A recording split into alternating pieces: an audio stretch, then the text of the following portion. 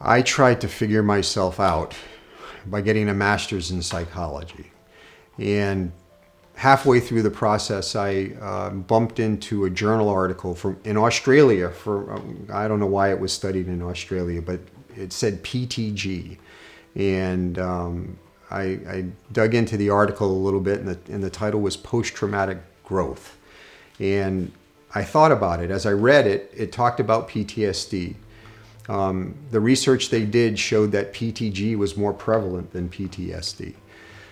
People sometimes who go through extreme trauma, and trauma is different for every person. It can be a war crime, it can be something simple in the home that's interpreted as being trauma. Regardless, there are folks that when they go through the traumatic process, it resets your thinking.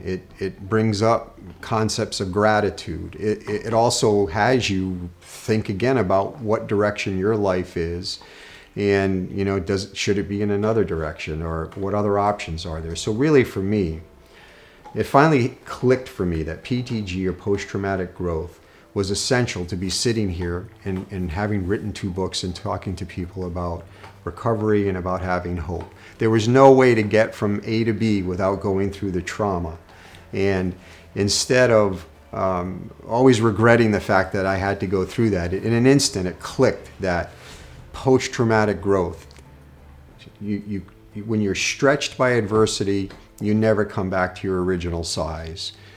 And I am so grateful that I had to go through that, and I was glad that I found the article that made sense, because I have a logic brain and a heart, and the two came together and said, now it makes sense. So I am glad I suffer from PTG.